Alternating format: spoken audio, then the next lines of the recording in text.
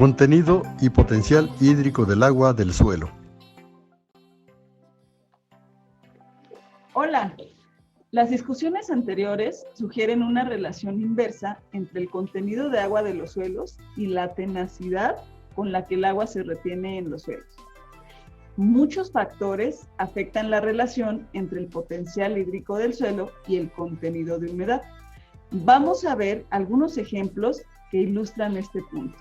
Avancemos.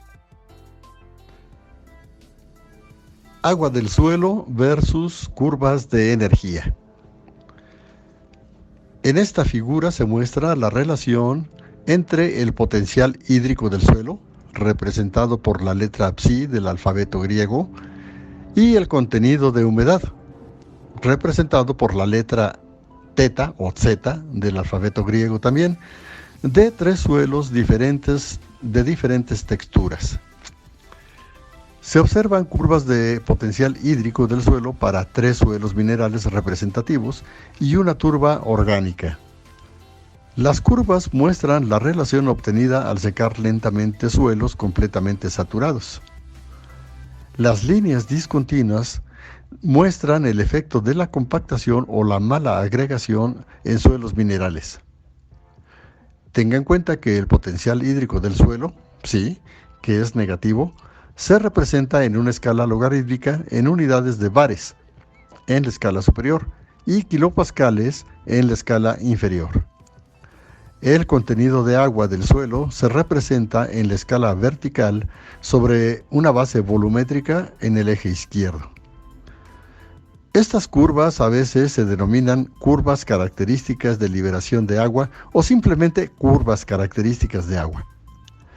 La ausencia de cambios bruscos en las curvas indica un rango continuo de tamaños de poros y por lo tanto un cambio gradual en el potencial hídrico con un mayor contenido de agua.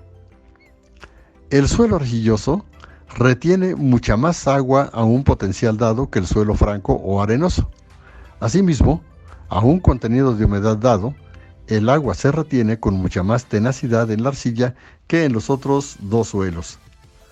Recuerda el detalle del potencial hídrico representado en escala logarítmica. La cantidad de arcilla en un suelo determina en gran medida la proporción de microporos muy pequeños en ese suelo.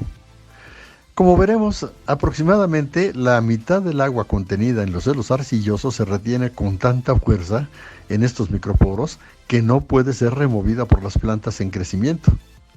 La textura del suelo claramente ejerce una gran influencia en la retención de humedad del suelo. La estructura del suelo también influye en las relaciones entre el contenido de agua y la energía del suelo. Un suelo bien granulado tiene más espacio total de poros y una mayor capacidad total de retención de agua que uno con mala granulación o uno que ha sido compactado. La agregación del suelo aumenta especialmente los poros entre agregados relativamente grandes, en los que el agua se retiene con poca tenacidad. En contraste, un suelo compactado retendrá menos agua total, pero es posible que tenga una mayor proporción de poros de tamaño pequeño y mediano que retienen el agua con mayor tenacidad que los poros más grandes. Por lo tanto, la estructura del suelo influye predominantemente en la forma de la curva característica del agua, en la parte donde los potenciales están entre 0 y aproximadamente 100 kilopascales. La forma del resto de la curva generalmente refleja la influencia de la textura del suelo. Las curvas características del agua del suelo en esta figura tienen un gran significado práctico para diversas mediciones y procesos de campo. Será útil volver a consultar estas curvas ya que consideramos los aspectos aplicados del comportamiento del agua del suelo en las siguientes secciones. Histéresis. La relación entre el contenido y el potencial de agua del suelo determina cuándo el suelo se seca. Diferirá un poco en la relación medida cuando el mismo suelo se humedece. Este fenómeno, conocido como histéresis, se ilustra en esta figura. podemos ver la relación entre el contenido de agua del suelo y el potencial matricial de un suelo al ser secado y luego rehumedecido. La histéresis aparentemente se debe a factores como la falta de uniformidad de los poros del suelo, el aire atrapado y la hinchazón y la contracción.